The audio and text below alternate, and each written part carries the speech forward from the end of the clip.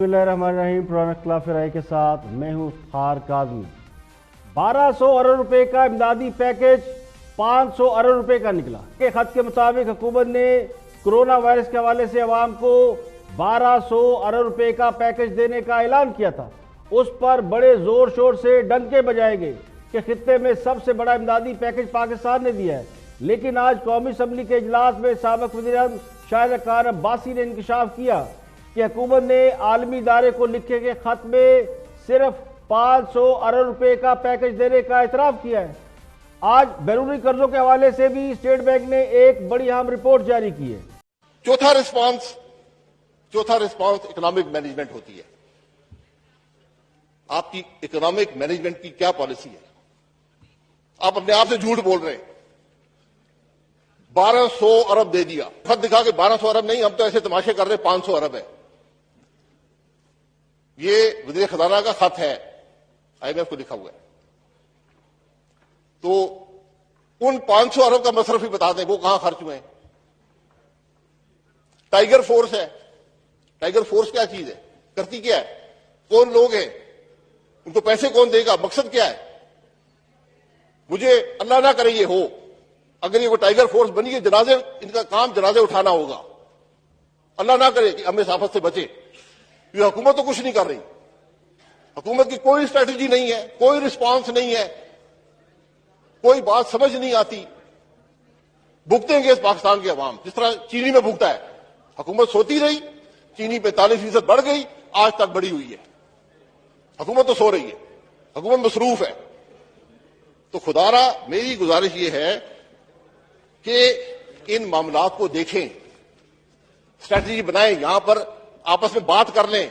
इस असेंबली की एक स्पेशल कमेटी बननी चाहिए थी जो हर रोज मिलती, ये पार्लियामेंट देखती कि क्या रिस्पांस हो जाए। ये सब कमेटियां बनी हुई हैं, कोई NCOC, NCBD, CCC, एक और बना दें, इस पार्लियामेंट की कमेटी बना दें। इसके मुताबिक मौजूदा हुकूमत ने सिर्फ 2 साल के अरसे में 12,000 अरब रुपए से जायद के कर्जे हासिल किए हैं, बल्कि बाज़ गैर सरकारी इदारों-शुमार के मुताबिक तो कर्जा उससे ज्यादा है। लेकिन स्टेट बैंक ये बताता है कि 12,000 अरब से जायद के कर्जे हासिल किए गए। साबका हुकूमत के 5 साल दौर में लिए गए कर्ज से सिर्फ 2,000 अरब रुपए कम है, जबकि पीपल पार्टी के 5 साल दौर हुकूमत में लिए गए कर्ज से 4,000 अरब रुपए से जायद है। यानी कर्जों के हवाले से अगले 3 साल में क्या सूरत हाल होगी, इसका अंदाजा लगाना बिल्कुल मुश्किल नहीं है। स्टेट बैंक के मुताबिक जून 2019 के इख्तिताम तक बैरूनी कर्जे 31,078 अरब रुपए थे, जो अब बढ़कर 42,000 अरब के लगभग हो चुके हैं। यानी पहले कौम 30,000 अरब रुपए के कर्जों पर रोती थी और ये कहती थी मईशत डूब गई है, बल्कि कौम नहीं कहती थी, वो कहने वाले कहते थे कि मईशत डूब रही है। अब 42,000 अरब रुपए के कर्जों को कौन रोएगा, जबकि कर्ज 30,000 अरब था तो उस पर सबको तशवीश थी। बहुत से लोग सर जोड़कर बैठते थे, सेमिनार पे सेमिनार भी होते थे। अब अगले 3 वर्ष में तो नौबत मातम तक पहुंच जाएगी। तो कौम को यह बताया जाता है कि कर्जे इसलिए लिए जा रहे हैं कि हम पुराने कर्जे उतार रहे हैं, जबकि हकीकत यह कि कर्जों में इजाफा हो रहा है।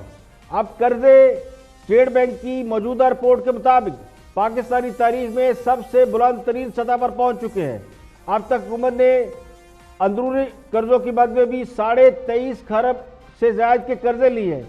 यानी 2 साल में लिए गए कर्जों में मजमूई तौर पर 43% 43% इजाफा हुआ है। जबकि जो असल और खतरनाक बात है वो ये है कि मजमूई कर्जे हमारे GDP के 98% तक पहुंच गए हैं और एक भी नया काम या नया प्रोजेक्ट शुरू नहीं हुआ, ना ही पुराने प्रोजेक्ट मुकम्मल किए हैं। यानी साबका हुकूमत अगर कर्जे लेती थी तो काम भी करती थी, उससे पिछली हुकूमत भी कर्जे लेती रही तो काम भी करती रही, और उन कामों के हवाले से अब स्कैंडल भी सामने आ रहे हैं। लेकिन मौजूदा हुकूमत ने कर्जे भी लिए और काम भी कोई नहीं किए। यानी स्टेट बैंक की रिपोर्ट ये कहती है कि अंदरूनी कर्जे 224 खरब 77 अरब 70 करोड़ पे हो गए हैं। यानी ये मीडिया की रिपोर्ट्स हैं, ये को मैं अपने पास से नहीं बता रहा, स्टेट बैंक की रिपोर्ट है जो मीडिया पे आ रही है।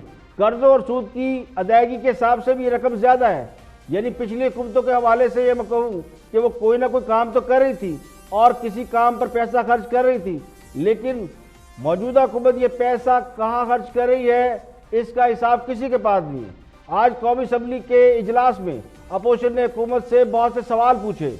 उन सवालों में मईशत पर तो कोई सवाल नहीं किया गया, लेकिन लॉकडाउन पर सख्त सवाल पूछे गए। पूछा गया कि लॉकडाउन पर हुकूमत की स्ट्रेटेजी क्या है, यानी वो पॉलिसी क्या है जिसके तहत लॉकडाउन किया जा रहा है, या कोरोना से निपटने के लिए हुकूमत ने आखिर कौन सी पॉलिसी अपना रखी है। यानी हमारा कोई विजन तो होगा कि हमने कोरोना से निपटना है तो हमें क्या करना है, उसका कोई डॉक्यूमेंट भी होगा। तो साबिक वज़ीर-ए-आज़म शाहिद खान अब्बासी ने कौमी असम्बली के इजलास में बहुत से अहम सवाल उठाए। असम्बली में तकरीर के दौरान शाहिद अब्बासी का क्या कहना था, वॉच दिस। एक कागज अगर इस हाउस को दे दें कि इस 22 करोड़ के मुल्क की कोरोना वायरस के खिलाफ स्ट्रेटजी क्या है, आपको पता है? मुझे कम से कम नहीं पता, ना इन वजीरों को पता है। मैंने सारी वेबसाइट देखी है, बड़ी खूबसूरत वेबसाइट्स हैं। हर वेबसाइट पे एक डॉक्टर जफर मिर्जा साहब के फोटो हैं, प्राइम मिनिस्टर के फोटो हैं, वो मीटिंग्स भी कर रहे हैं, बहुत मीटिंग्स होती है अल्हम्दुलिल्लाह। लेकिन आपकी स्ट्रेटजी क्या है? 12 से ज्यादा तकरीरें फरमाई हैं। उन्होंने कहा कि मैं कोई लॉकडाउन नहीं करूंगा, प्राइम मिनिस्टर कहा कोई लॉकडाउन नहीं करूंगा, नहीं होने दूंगा क्योंकि गरीब को तकलीफ होगी, नहीं लॉकडाउन करने दूंगा। मीटिंग के बाद मीटिंग, लेक्चर के बाद लेक्चर हमें मिला है और यह कहा गया कि लॉकडाउन नहीं करेंगे। फिर बताया कि अशरफिया ने लॉकडाउन कर दिया। तो मैं पूछूंगा ये अशरफिया कौन है जिसे लॉकडाउन कर दिया? जिस दिन प्राइम मिनिस्टर साहब ने कहा मैं लॉकडाउन नहीं करूंगा, उसी दिन प्राइम मिनिस्टर साहब के घर के गेट के बाहर कर्फ्यू लगा हुआ था। तो मुल्क में हो क्या रहा है, मैं तो ये सवाल करता हूं। लेकिन हमें ये बताएं इस मुल्क में आप कर क्या रहे हैं, आपकी स्ट्रेटेजी क्या है? प्राइम मिनिस्टर कुछ कहता है, वजीर कुछ कहते हैं। काबीना ने चंद दिन पहले एक फैसला किया, सबने पहली दफा सबने मास्क पहने और उन्होंने फैसला किया कि लॉकडाउन को ईज करेंगे। स्मार्ट, एक नया लफ्ज आया, स्मार्ट लॉकडाउन करेंगे। तो जो लॉकडाउन हुआ नहीं, मुझे काबीना का डॉक्यूमेंट दिखा दें जब लॉकडाउन किया गया हो। आप साबिक वज़ीर-ए-आज़म शाहिद खान अब्बासी ने इसके अलावा भी और बड़ी अहम बातें की। 18वीं तरमीम के हवाले से हुकूमत को उन्होंने ऑफर की कि अगर कोरोना वायरस 18वीं तरमीम के खात्मे से ख़त्म हो सकता है तो वो 18वीं तरमीम ख़त्म करने के लिए तैयार है।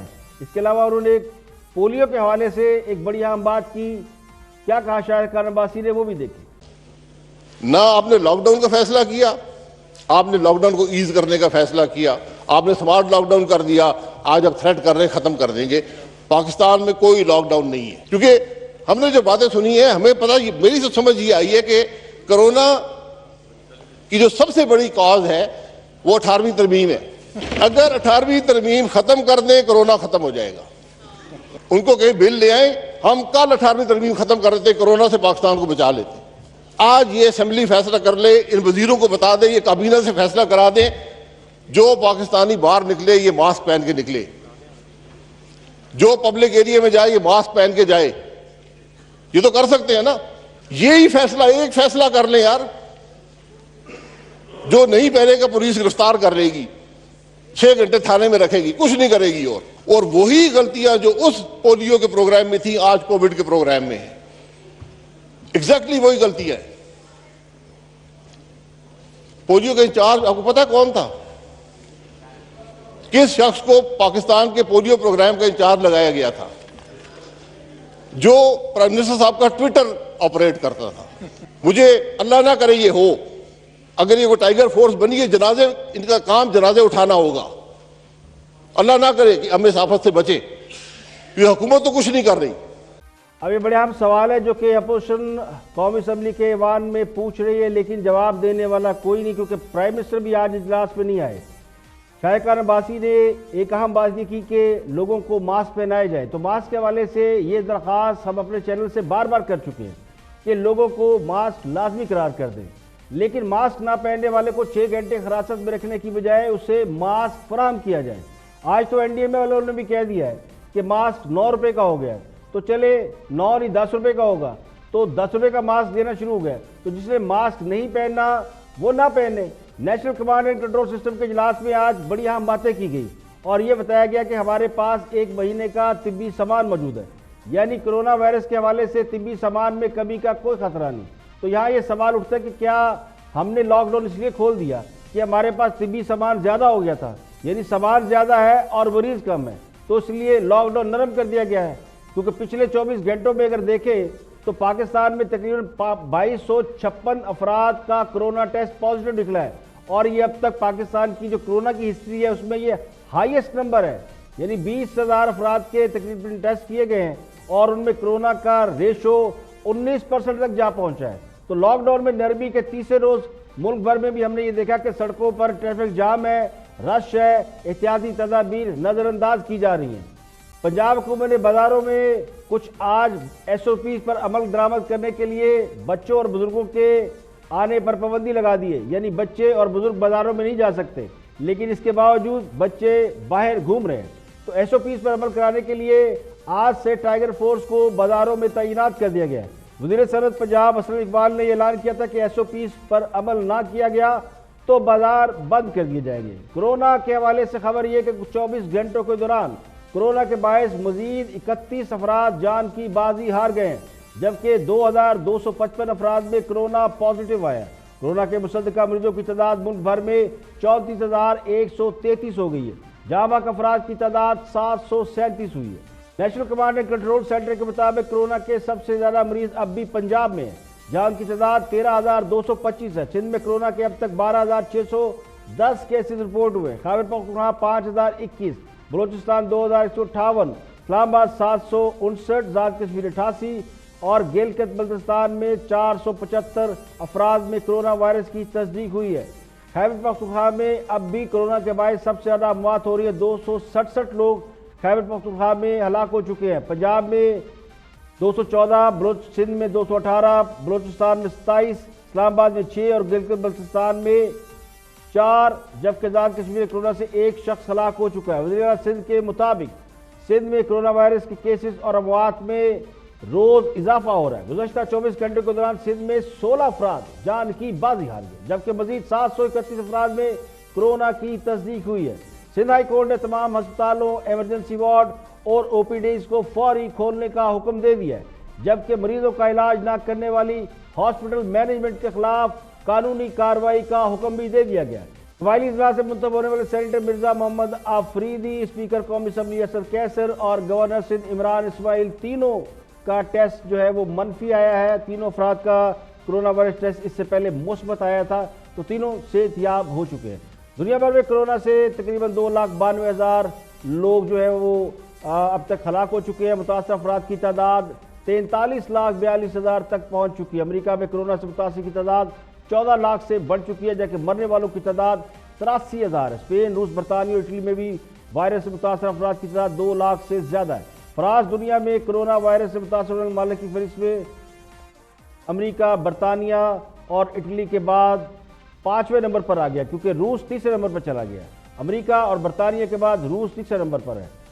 चीन में कोरोना एक बार फिर सर उठा रहा है, जहां गुज़श्ता 24 घंटों में मजीद 7 केस सामने आए हैं। सऊदी हुकाम ने मुल्क भर में कोरोना के फैलाव को रोकने के लिए ईद उल फितर की तातीलात के दौरान 23 से 27 मई तक मुल्क में कर्फ्यू नाफज करने का ऐलान कर दिया है। यानी इन तातीलात में 24 घंटे कर्फ्यू रहेगा। सऊदी हुकूमत के इस फैसले के बाद इस बात का इम्कान बढ़ गया कि इस साल हज नहीं हो सकेगा, या फिर हज के लिए बैरून मुल्क से आने वाले लोगों को इजाज़त नहीं दी जाएगी। इस बात का बाज़ाब्ता ऐलान नहीं किया गया, लेकिन सऊदी हुकूमत के इक़दामात से लगता यूँ है कि हज इस दफ़ा शायद मुकामी लोग कर सकेंगे, बैरून मुल्क से आने वाले लोगों के लिए इस पर पाबंदी होगी। यहाँ पे लेंगे एक ब्रेक, और ब्रेक के बाद जब वापस आएंगे और भी हम मौज़ूआत आपके साथ शेयर करेंगे। हमारे साथ रहिएगा। Welcome back. आप देख रहे हैं प्रोग्राम इख्तिलाफ राय और मैं इफ्तिखार काज़ी। ब्रेक के बाद हाज़िर खिदमत है। वफाक और सिंध की सियासी लड़ाई जारी है, और कोरोना वायरस के बावजूद दोनों सियासी जमातें आपस में लफ्जी जंग छेड़े हुए। शाह महमूद कुरैशी वज़ीर ख़ारजा ने बिलावल भुट्टो के हवाले से कुछ अहम बातें की और उन्हें मुनाज़रे का चैलेंज भी दिया है। देखते हैं शाह महमूद कुरैशी क्या फरमाते हैं। बहुत सारी चीज़ें हैं जो मैं सामने ले आऊँगा। आपसे कुछ वादे भी किए गए। गालिबन वज़ीर आज़म बनने की तरफ इशारा था कि किसी ने वादा किया। क्या कभी किसी ने कोई वादा किया आपसे कि आपको वज़ीर आज़म बना दिया जाएगा, जो वो इशारा कर रहे थे? पहली बात तो ये है कि मैं उनको चैलेंज करता हूं, जो सामने लाना चाहती है ले आए, आइए सामने आमने सामने बैठ जाते हैं। मैं मुज़ाकरे की दावत देता हूं, आए बैठे मेरे सामने और बात करें कि क्या है आपके पास। मुझे अल्लाह के फजलो करम से मेरा ज़मीर साफ है, मेरा दामन साफ है, मेरी नीयत साफ है और मैंने किसी वादे के लिए नहीं, मैंने किसी के इशारे पर नहीं, मैंने असूली मौक़िफ़ पर इस्तीफ़ा दिया था, वजारत से भी और आपकी बुनियादी सीट से भी। और फिर मुझे अल्लाह ने इतना हौसला दिया कि मैंने मुकाबला किया, अवाम की कचहरी में गया और अवाम की कचहरी ने आपके मौक़िफ़ को मुस्तरद किया और मुझे कामयाब किया। आपको मैंने शिकस्त दी, 13 में भी शिकस्त दी, 18 में भी शिकस्त दी। शाहमहमूद कुरैशी बिलावल भुट्टो को मुनाजरे का चैलेंज दे रहे हैं, वो भी इन हालात में जब लोग कोरोना जैसे मूसी मर्ज का मुकाबला कर रहे हैं, वफाक सिंध से मुकाबलेबाजी कर रहे हैं और वो भी सियासी मुकाबलेबाजी। अब शाहमहमूद कुरैशी एक और टेलीविजन प्रोग्राम में ये कह चुके हैं कि वो इस मामले से दरगुजर करेंगे। बिलावल भुट्टो अभी बच्चा है और अरशद शरीफ को दिए गए इंटरव्यू में फरमा रहे हैं कि बिलावल उनसे मुनाज़ा कर लें। तो क्या शाह साहब किसी बच्चे से मुनाज़ा करते हुए अच्छे लगेंगे? शाहमहमूद कुरैशी का शुमार उन सियासतदानों में होता है जिन्हें तजर्बाकार समझा जाता है और पीटीआई में जो 2-4 लोग तजर्बाकार हैं उनमें से वो एक है। और वजारत खारजा जैसी मुश्किल वजारत पर काम करने वाले लोग वजारत उज़्मा के काबिल भी समझे जाते हैं, यानी वो क्वालिफाई करते हैं कि ये प्राइम मिनिस्टर हो सकते हैं क्योंकि दुनिया से डील कर रहे होते हैं। लेकिन लगता है यूँ कि रमज़ान मुबारक में शाह साहब को भी आम आदमियों से ज़्यादा गुस्सा आ रहा है। कल सिंध को ये धमकी लगाई कि वो होते कौन है, बिल माफ़ कराने वाले, और वो सिंध में अपना सियासी लोहा मनवाएंगे और फिर ये कहना है कि बिलावल उनसे मुनाजरा कर लें। ये जाहिर करता है कि या तो उन पर काम का दबाव ज़्यादा है या फिर कारकर्दगी पर उठने वाले सवालात की वजह से वो जिच हो चुके हैं या फिर वो जागीर तरीन को मिस कर रहे हैं, क्योंकि पार्टी के अंदर थे तो जागीर तरीन से तू में होती रहती थी। वैसे वजीर खारजा डिप्लोमेटिक लैंग्वेज के माहिर होते हैं और अगर वजीर खारजा इस तरह की हॉस्टाइल गुफ्तगू करे तो फिर ये लम्हा फिक्री है कि कहीं वो हमारे बैरूनी दोस्तों के साथ भी इसी किस्म का लबोलजा इख्तियार ना कर लें और मामलात को मजीद ना बिगाड़ दें। तो शाहमहमूद कुरैशी बड़े सियासतदान और बड़े तहम्मुल मिजाज यानी ठंडे मिजाज के आदमी समझे जाते हैं, लेकिन आजकल जो वो गुफ्तगू कर रहे हैं उसके पीछे कोई दबाव महसूस होता है, या वो तो जहनी तौर पर दबाव का शिकार है या फिर पार्टी के अंदर खुद पर उठने वाले सवालात की वजह से परेशान है। आगे बढ़ते हुए तजिया निगार इरशाद भट्टी गुफ्तगू कर रहे हैं कौमी असम्बली और सेनेट के इजलास के हवाले से जो उनको उम्मीदें थी वो पूरी नहीं हो सकी। तो क्या फरमाते हैं इरशाद भट्टी साहब? अब ऑपोजिशन को गिला है कि जी वजीर आजम जो कि वजीर सेहत भी हैं उनको ऐवान में आना चाहिए था, ब्रीफ करना चाहिए था, वजीर खारजा से क्यों तकरीर करवा दी? सुभान अल्लाह जी, अल्लाह की शान है। ना फिजिकल इजलास से कोई फ़ायदा होना है ना वर्चुअल इजलास से कोई फ़ायदा होना है। ये फ़ायदे नुकसान से आगे की चीज़ें निकल गई हैं। और मेरा शहबाज शरीफ मैनू नहर वाले पुल ते बुला के आप माई कित्थे रह गया। पहली बात है, ठंड पड़ गई असम्बली कार्रवाई, असम्बली इजलास बुलाने वालों को, असम्बली इजलास बुलाने वालों के हामियों को, असम्बली इजलास से किसी मुस्बत और अच्छी खबर सुनने वालों को।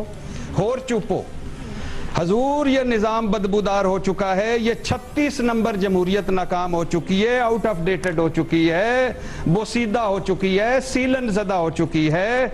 ये पार्लियामेंट, ये सेनेट, ये इलीट क्लब बन गए हैं, ये सास बहू के ड्रामे बन गए हैं, ये मफादात के घर बन गए हैं। इन इदारों से अब अवाम का कोई तल्लुक नहीं रहा। प्लीज अल्लाह के नाम पे जिनको यकीन नहीं आता वो गुजरे 10 सालों में सेनेट, कौमी असम्बली और सूबाई असम्बलियों की कारकर्दगी देख लें। अगर वो नहीं दे सकते तो बाबर साहब को मुस्कुराता देख लें। लिहाजा ये बदबूदार निज़ाम बदलें, ये एक्सपायर्ड हो चुकी जमहूरियत का कुछ करें, ये सेनेट खत्म करें, गवर्नर हाउसेज खत्म करें, कौमी असम्बली सूबाई असम्बलियों के मेंबरान की ये बेताशा तादाद कम करें, नए सूबे बनाएं और अगर हो सके तो मौजूदा मेंबरान पर पाबंदी लगाएं कि ये आइंदा सेनेट और कौमी असम्बली के रुकन नहीं बन सकते।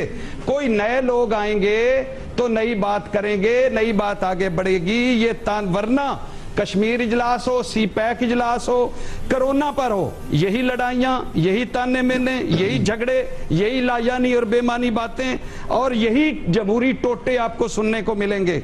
इन सब को किसी जनाजे पर भी ले जाओ और कहो कि 2-2 मिनट गुफ्तगू करें तो अल्हम्दुलिल्लाह यहीं से शुरू करेंगे जहां कल खत्म किया था। देखिए, मसला निज़ाम का नहीं है बल्कि निज़ामाबाद का मसला है, बल्कि इस्लामाबाद का मसला है। किसी भी निज़ाम को तसलसल नहीं है, कभी आमरियत और मार्शल लॉ के द्वार, कभी जमहूरियत का मुख्तर अरसा और उसके बाद फिर आमरियत के साए, सियासतदानों की फिर खातर तवाज़ा यानी पकड़ दकड़। अगर पार्लियामेंट के इजलास का कोई फ़ायदा नहीं तो फिर जो टीवी पर बैठकर हम और आप तकरीरें करते हैं तो लोग ये भी कहते हैं कि इसका भी कोई फ़ायदा नहीं होता। तो क्या फिर मीडिया बंद करके हम घर चले जाएं? जिनको ये नहीं मालूम कि मुकालमा क्या होता है, मुबाहिसा क्या होता है, और जिनको ये नहीं पता कि जिन माशरों में मुकालमा ना हो वो माशरे घुटन का शिकार हो जाते हैं, जिनको ये नहीं मालूम कि मुकालमा क्या होता है और मुबाहिसा कैसे किसे कहते हैं। लोग अगर आपस में बात ना करें, यानी जिन माशरों में मुकालमा ना हो, डायलॉग ना हो, उन माशरों के बारे में ये दुनिया का स्टैंडर्ड एक ओपिनियन है कि वो माशरे घुटन का शिकार हो जाते हैं, यानी बंद माशरे घुटन का शिकार हो जाते हैं। वहीं से फिर इंतहा पसंदी जन्म लेती है। जिन माशरों में डायलॉग है, लोग बात कर सकते हैं, तो उन माशरों में कम अज़ कम इंतहा पसंदी का उनसे कम हो जाता है। तो फिर ऐसे लोग जो कि पार्लियामेंट और मुकालमे को नहीं जानते तो वो उस पर क्या बात करें। अब आप दुनिया के निज़ाम को उठाकर देख लें तो भी यही नतीजा निकलता है कि बदतरीन जमहूरियत भी आमरियत से बेहतर होती है और पार्लियामेंट जमहूरियत का हिस्सा है। इस बात से कतई नज़र कि हमारे सियासतदान कुछ नहीं सीख रहे, ना पहले सबक सीखा ना अब सीखने को तैयार है, और उन्हें इससे निकलने का कोई रास्ता भी दिखाई नहीं देता। जिन्हें निज़ाम की समझ आ जाती है तो फिर उन्हें कान से पकड़कर बाहर निकाल देते हैं। फिर निज़ाम पर ऐसे लोग मुसल्लत हो जाते हैं, ये कर दिए जाते हैं जिनको खुद तो कुछ आता जाता नहीं, तो वो पिछलों की नकल मारना शुरू कर देते हैं। तो फिर नतीजा यही निकलता है कि गालियाँ जमहूरियत को पड़ती हैं, निज़ाम को कोसने मिलते हैं, यानी निज़ाम को बुरा भला भी कहते हैं और फिर इसी निज़ाम को ब्लड सप्लाई भी करते हैं। अगर ये निज़ाम बुरा है तो फिर इस निज़ाम को आप गिरा क्यों नहीं देते, इसका मुतबादल निज़ाम ले आएँ। माशरती निज़ामों में सोशलिज्म फेल हो गया, कम्युनिज्म फेल हो गया, कैपिटलिज्म मुंह के बल जा गिरा है, जबकि इंतज़ामी निज़ामों में या बादशाहत है या सदारती निज़ाम है या जमहूरी निज़ाम है, इसके अलावा दुनिया में और कोई निज़ाम नहीं है। उसमें भी जमहूरी निज़ाम को सबसे ज़्यादा कामयाब समझा जाता है और हम बैठ के उसी में से रोज़ कीड़े निकालते हैं। और जब से कोरोना वायरस आया है तो दुनिया गरीब भी हो रही है और बहुत से लोग इसमें से माल कमाकर अमीर भी होते जा रहे हैं। कोरोना वायरस की वजह से कुछ लोगों को माल बनाने का मौका भी मिल गया है। सोशल मीडिया पर इस हवाले से लोग अपने तजर्बात शेयर कर रहे हैं, वीडियो वायरल हो रही है। ऐसी वीडियो एक शख्स की है जिसकी अहलिया का एक मुकामी लेबार्ट्री में, जिसका नाम शौकत हारून लेबार्ट्री है बकौल उनके, उसमें टेस्ट कराया गया तो उन्हें बताया गया कि उसका कोरोना टेस्ट मुस्बत है। जबकि उस शख्स ने दूसरी लेबॉर्ट्रीज में टेस्ट कराया तो वहाँ कोरोना मनफी निकला। तो मुतासर शख्स का दावा ये कि इस लेबॉर्ट्री ने महज पैसा बनाने के लिए टेस्ट पॉजिटिव करार दिया है, क्योंकि जब एक बार टेस्ट पॉजिटिव आता है तो जब तक वो नेगेटिव नहीं हो जाए टेस्ट दोबारा कराना पड़ता है, बार बार कराना पड़ता है, और ये सबसे महंगा टेस्ट है। तो पहले ज़रा सुन लेते हैं कि ये वीडियो चूँकि वायरल है तो मैं चाहता हूँ आप भी देखें, उसके बाद फिर बात करते हैं। आना चाहता हूं, मेरी बीवी का इलाज चल रहा है नेशनल हॉस्पिटल में, जिसमें शौकत खानम वालों ने उसका टेस्ट किया कि इसको कोरोना है। ये शौकत खानम लेबॉर्ट्री वाले हैं, इन्होंने टेस्ट किया कि मेरी बीवी को कोरोना है, लेकिन मैंने टेस्ट की 6 लेबॉर्ट्रियों से रिपोर्ट करवाई है और वो रिपोर्ट में है कि उसको कोरोना नेगेटिव है, उसको कोरोना नहीं है। सारी लेबॉर्ट्रियों ने रिपोर्ट दी कि कोरोना नहीं है। ये शौकत खानम पैसे ले रही है, लोगों से धोखा कर रही है। ये आपको मैं शौकत खानम की लेबॉर्ट्री के अंदर लेके जा रहा हूं, ये आप देख सकते हैं। ये शौकत खानम की लेबॉर्ट्री वाले बैठे हैं। भाई आप दिखाएं वो रिपोर्ट शौकत खानम वाली जो आपके पास है। ये शौकत खानम की लेबॉर्ट्री है, इन्होंने कोरोना की रिपोर्ट जो है पॉजिटिव दी है, जबकि कोरोना पॉजिटिव नहीं है। ये बोर्ड बैठा डॉक्टरों का, इन्होंने कहा कोरोना नहीं है, नो डिटेक्टिव। फिर दूसरी लेबॉर्ट्री से रिपोर्ट कराई है, उन्होंने भी कहा जी कोरोना नहीं है, नो डिटेक्टिव। 2 लेबॉर्ट्रियों की रिपोर्ट आ गई। फिर तीसरी लेबॉर्ट्री से आज पर्सनल डॉक्टर बैठे हैं, उन्होंने भी कहा जी कोरोना नहीं है। ये आप देख सकते हैं कि कोरोना नहीं है, लेकिन इन्होंने धोखाधड़ी से शौकत खानम पैसे इकट्ठे कर रही है। अब ये उस शख्स की फरियाद है, उसके सवाल है, और जाहिर है पाकिस्तानी शहरी ये सवाल पूछने का हक रखता है।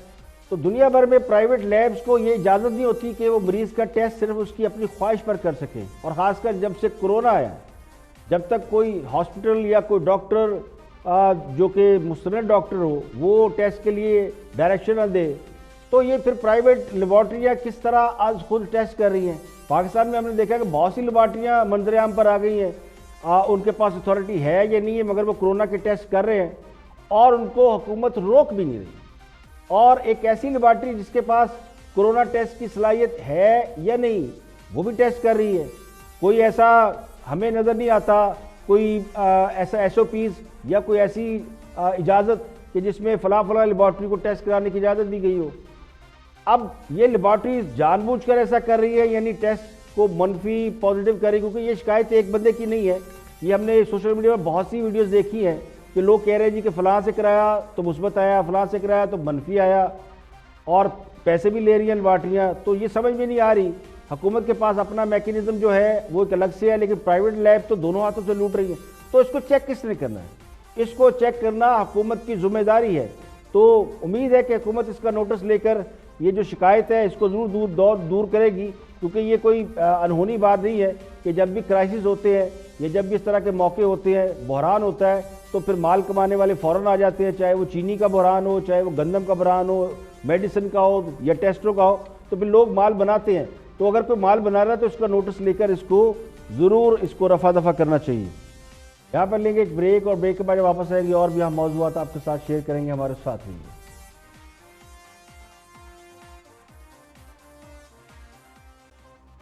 वेलकम बैक, आप देख रहे हैं प्रोग्राम इख्तिलाफ राय और मैं फ़ार काज़मी। ब्रेक के बाद हाजिर खिदमत है, आगे बढ़ते हैं और लॉकडाउन पर पीपल्स पार्टी और नून लीग के एतराज़ात का जवाब दे रहे हैं अली नवाज ऐवान, वज़ीर के मामले ख़ुसूसी हैं। Watch this. आपने 1 to 1 जवाब देना। पहले ये दादी शाह साहब की स्पीच जो है, ये कोई इंतखाबात लड़ रहे हैं शाह साहब वहां जाके, या तहरीक इंसाफ इस वक्त सिंध में जो स्पीच की? अच्छा चलो मैं शाह साहब की तकरीर पे आता हूँ। पहले आपने मैम ने भी बात की और जावेद लतीफ साहब ने भी बात की। मैं तो नून लीग की पॉलिटिक्स आपको डिस्क्राइब कर दे तो आप उनसे पूछते रहे, आपको अभी कंक्रीट जवाब नहीं मिला। नून लीग की पॉलिटिक्स हमेशा कंफ्यूज पॉलिटिक्स होती है। नून लीग की पॉलिटिक्स हमेशा गैलरी प्ले पॉलिटिक्स होती है। अच्छा, अली भाई मेरी बात मैंने आपसे ये पूछा नहीं, आप बिला वजह बताई जा रहे हैं। चले बताइए, यानी कि ये अच्छा, मैंने ये सवाल ही नहीं किया आपसे कि नून लीग की पॉलिटिक्स कैसी है। अच्छा चलें, नहीं मेरा सवाल उठा के बाहर फेंक दिया सर, वो आ जाएगा। मेरा सवाल तो पहले मैं आपका होस्ट हूँ, 3 बंदों का जवाब देना है। बड़े मैं दूंगा आपसे भाई, मेरे टीचर भाईजान नहीं, आप बोल तो लेने दे। नहीं, पहले मेरे सवाल का जवाब देना, पहले मेरे सवाल का जवाब देना, उसके बाद आप इनकी ऐसी करते रहिएगा, मुझे कोई गर्ज नहीं। आप और वो जाने जी। नहीं गलत नहीं कर रहा यार, मैं आपको फैक्ट बता रहा हूँ। एक तरफ वो कहते हैं मस्जिदें क्यों खोल दी, एक तरफ कहते हैं आपने इंडस्ट्री क्यों खोल दी, और दूसरी तरफ रेक्विजिशन करते हैं कि इजलास बुलाओ। एक तरफ कहते हैं मैं कैंसर पेशेंट हूँ, दूसरी तरफ फहमीदा मिर्जा भी बैठे हैं जो कैंसर सर्वाइवर है। इनको सवाए अपने अपने खानदान के पाकिस्तान से कोई ताल्लुक नहीं है। ये जो भी गैलरी प्ले करने के लिए, कल ख्वाजा साहब ने तकरीर की है, क्या तकरीर की है?